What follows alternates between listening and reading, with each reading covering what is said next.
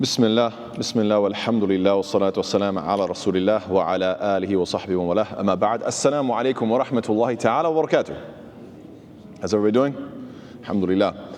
So we had finished off with the ayah in which Allah Ta'ala says, Ba'd a'udhu billahi min ash-shaytanir rajim. Intaliqu ila dhillin dhi thalathi shu'aba. Now this particular ayah number 30, it mentions, proceed to a shadow of smoke having 3 columns. This is in reference to the disbelievers after their, wallahu ta'ala alam, it seems after their judgment, they are now being told, okay, judgment is over, the verdict is in, go.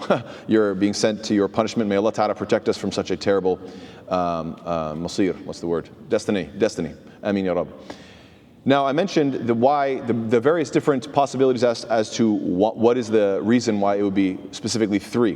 One I forgot to mention that somebody mentioned last week, so I wanted to mention it on camera as well because it's a very good comment. In terms of the 3 deities that you find, we talked about how there's the Hindu Trinity, Brahma, Vishnu, and Shiva. There's in Egyptian ancient religion, there's Osiris, there's Isis, and there's Horus, the sun.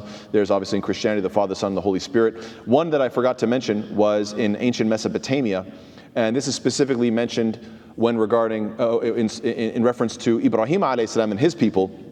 He actually gave da'wah and called to his people and mentioned the fact that they had these 3 gods.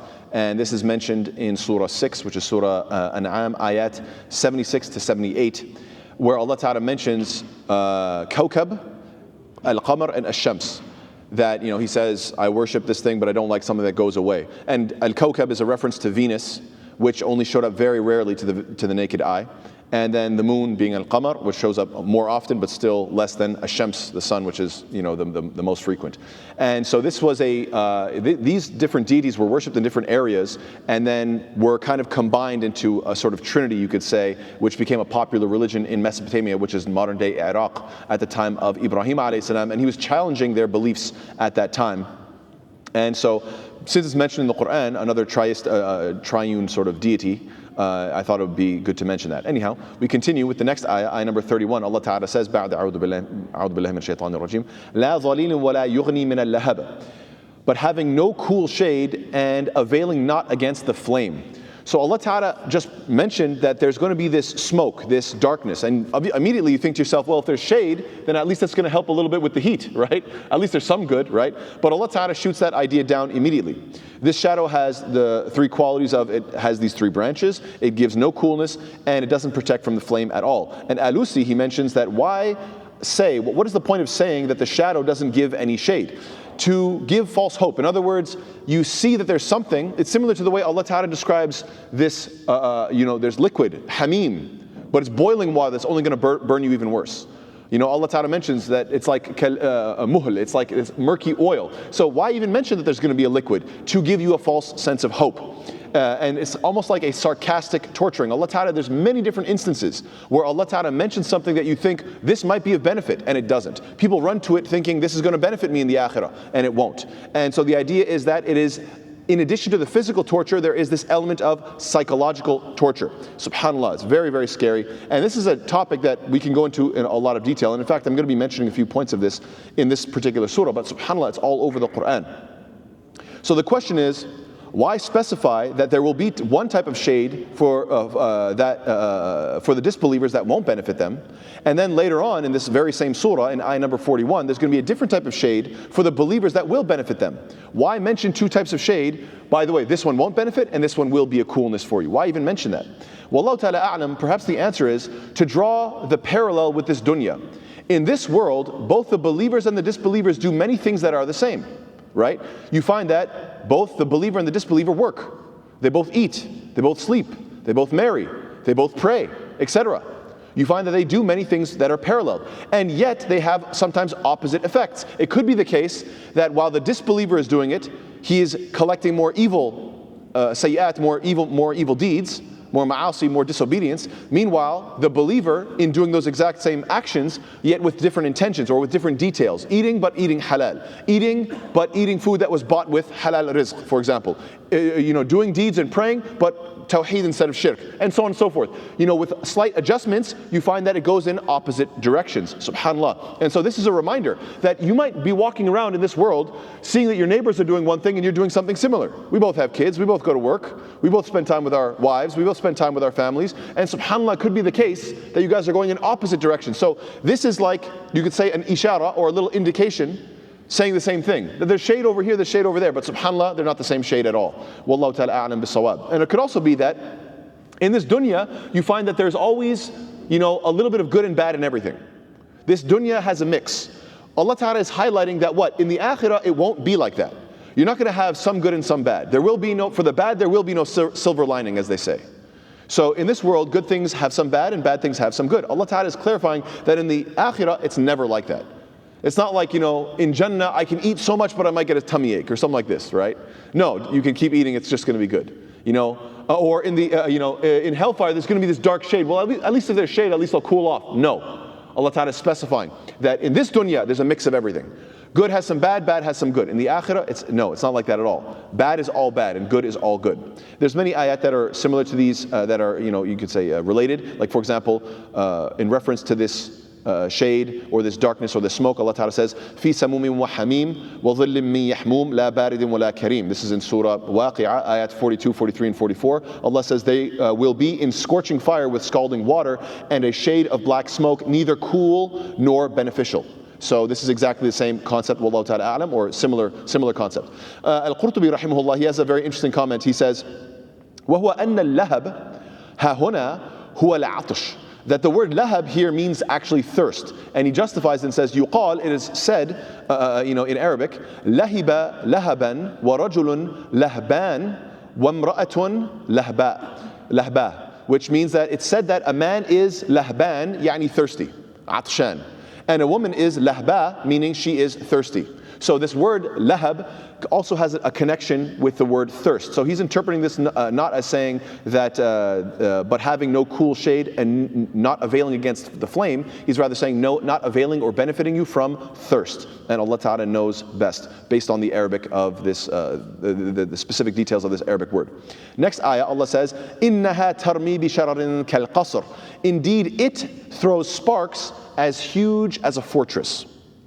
Or as, yes. So, innaha, indeed it. What is this it referring to? It could refer to the fire, or it could refer to these branches of smoke. Either way, it's still referring to hellfire. So, innaha, indeed it will tarmi. Tarmi means to throw, or to shoot, or to fire out. And what's interesting is that this word rama yarmi shows up 9 times in the Quran.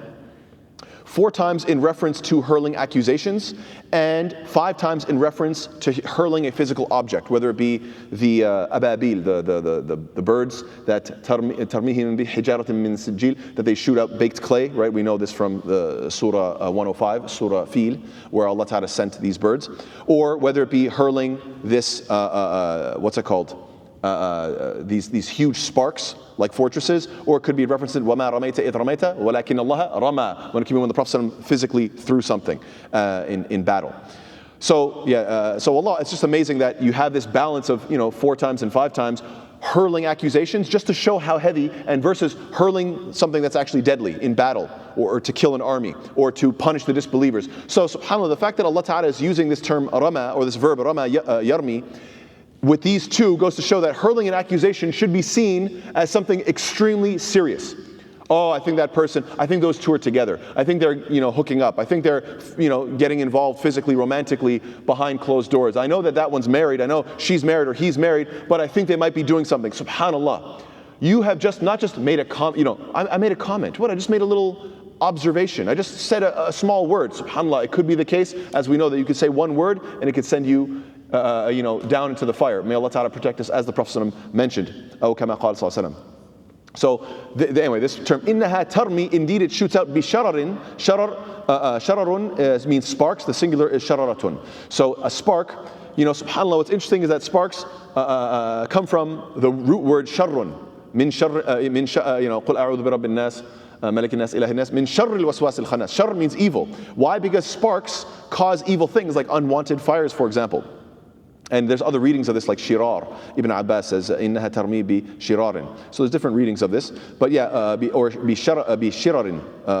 That's another reading of it. Wallahu ta'ala a'lam. كَالْقَصْرِ. كَالْقَصْرِ means like a huge fortress. And it could also be pronounced as qasir. Wallahu a'lam. Different pronunciation, or qusur.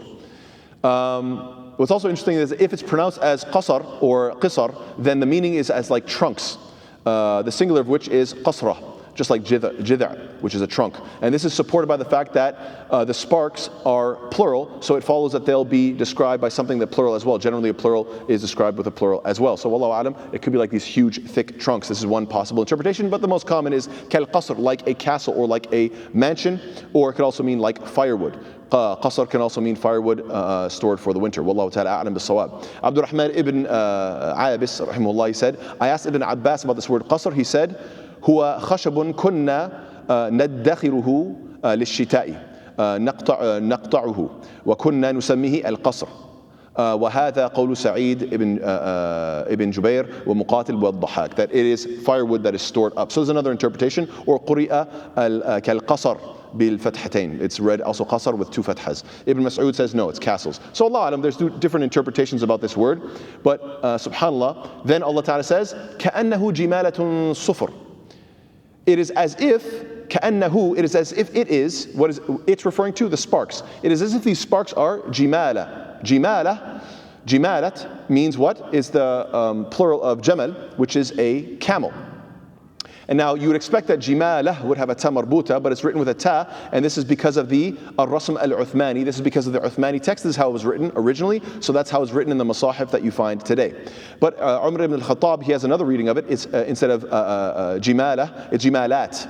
And another reading by Ibn Abbas is Jumala or Jumalat. Wallahu alam. So there's a bit of difference here, but either way, or in any case, it is nakira. Why? Because it is a huge number. This fire is shooting out huge sparks that have this quality that is similar to these camels. And that sounds very confusing. Let me break it down as to why. But before I do, I just want to clarify that it's nakira or indefinite. Why? Because it's tanwin takthir. It has such huge numbers. So it's coming out in great succession. So this could be for a few reasons. Why is it described as this, like camels, or كأنه جمالة صفر, as if they are yellowish and blackish camels? Why is that the case? Well, in Arabic, اللون الجملي, the color of a camel is described as dark yellow, so that's where you get the translation from. Now, jamala could also mean collectively, like jumlatan, يعني means collectively, altogether, thus rendering the meaning المعنى أن هذه الشررة ترتفع كأنها شيء مجموع غليظ أصفر وهذا قول الفراء. The meaning is that the sparks rise together in a dense yellow cluster, and this is the opinion of Al-Farra. So it's coming out in such succession that it's actually clustering together like jumlatan wahidatan, like in one like cluster, you could say. And Zarkashi in Bahr al-Muhit and Zamakhshari, they also have the comment that jumla means a rope. And this is therefore the plural meaning jimalat, referring to the way a comet has a tail. So there's many different comments here, but subhanAllah, you can imagine these things shooting out and having these long tails and coming out in quick succession and in clusters, and so it's very terrifying. So the two verses coming together are highlighting two things, that they are the size of castles, which is highlighting its size, weight, complexity, and ability to inspire awe. Obviously, when you see a huge castle, you think you get awe-inspired, it's something great. But at the same time, when you think of camels, it's highlighting the color and the movement. It's not stagnant, it's something moving, because obviously a castle's stagnant, right? No, this is something moving really quickly, like an animal would. And it's highlighting the color, because it's bright yellow, but it also has this darkness to it. And it's great in number, conjuring up the image of a herd of camels, and how quickly they follow in succession, because the herds, they stick together. So all this is being painted simultaneously. And sufur can also be pronounced as sufur with a sukun, or sufur with a dhamma. These Al-Hasan al-Basri pronounced it that way. And this can also be a reference to what? Nuhas, yani brass or copper.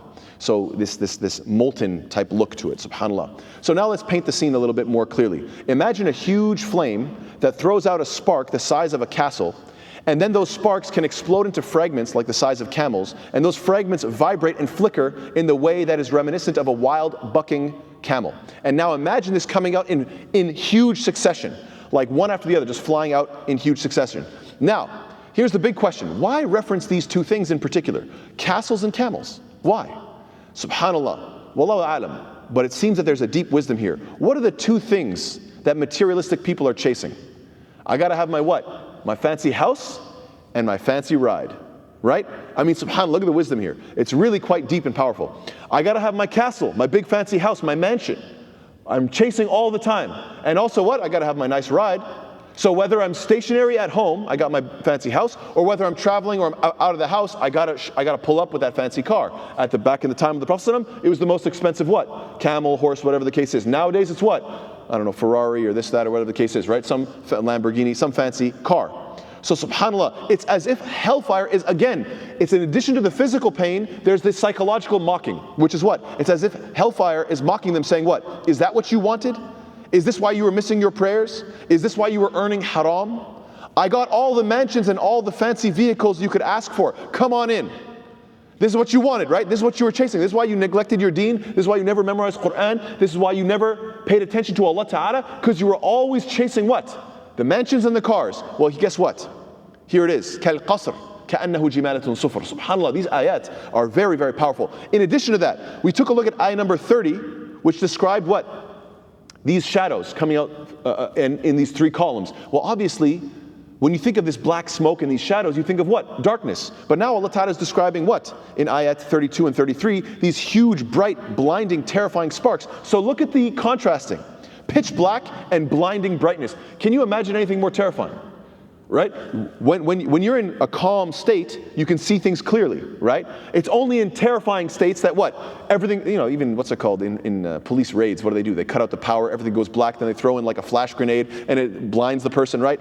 What are they trying to do? They're trying to terrify, right? Loud sounds. So either it's pitch black or shining bright and you can't see properly. SubhanAllah, this is a scene that is depicting what? The most terrifying of scenes. What's also scary is what? Sparks, what do they represent? They represent danger, implying that the situation is going to get worse. When sparks are flying, you think, guys, be careful. Sparks are obviously going to cause a fire. This implies things are getting worse. Well, we know that the very next surah, Surah Naba, says what? More explicitly and more clearly, things are only going to get worse. So it's amazing that in this surah, Allah Ta'ala is describing these sparks, which are symbolically warning you and letting you know things are going to get worse. And then in the very next surah, Allah says in Surah Naba, ayah number 30, فَذُوقُوا فَلَن نَزِيدَكُمْ إِلَّا عَذَابًا. So taste this penalty and never we will increase you except in torment. In other words, the only thing that's going to increase is how bad it is. Nothing else is going to increase, just how bad it is. So subhanAllah, how amazing that you have this parallel between these two surahs, one symbolically and then one more explicitly, and Allah knows best. And then finally Allah Ta'ala finishes with what? وَيْلٌ يَوْمَئِذٍ لِلْمُكَذِّبِينَ, putting a conclusion to this particular section. So you look at these ayat, this section was what? 29, 30, 31, 32, and 33. So وَيْلٌ يَوْمَئِذٍ لِلْمُكَذِّبِينَ, woe on that day to the deniers. And then you ask, deniers of what? So Allah Ta'ala is here having a list. Ayah number 29. Deniers of that the disbelievers will be forced into a deserving punishment, even if they close their eyes to it, even if they deny it, even if they pretend it like it's not coming, it is coming. So you can deny it all you want, but it's coming, and you will be forced into it. انطلقوا إلى ظل ذي ثلاث شعب. Actually, that's the ayah right before it. انطلقوا إلى ما كنتم به تكذبون. Go forth, proceed forth into what you were denying. So this is woe to those people on that day. Then the next ayah is what?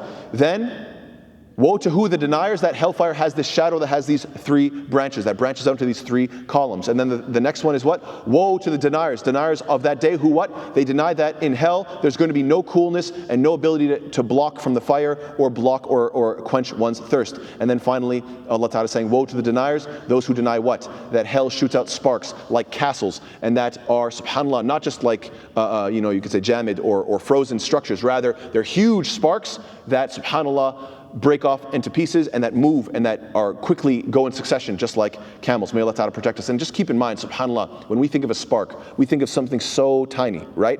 Even if there's a big fire, even if there's a huge fire, it's still going to be shooting out sparks that are relatively small. Imagine if the sparks are like castles, and if they have movement like camels, if they're that volatile and crazy, then how big is the fire? then subhanAllah, how big is the fire? It can only blow your mind. So may Allah Ta'ala protect us. And so with that, inshallah Ta'ala, we will close and we'll open up for comments and questions. May Allah Ta'ala make us of those who are protected from the fire. May Allah Ta'ala make us of those who take this deen very seriously and take the hellfire and these threats and these warnings very seriously, so that we obey Allah Ta'ala and we get closer to Allah Ta'ala, and we have the determination to also save ourselves, our families, and of course our communities and others around us. Ameen ya Rabbil Alameen. Jazakallahu khair. Wassalamu alaikum wa rahmatullahi ta'ala wa barakatuh.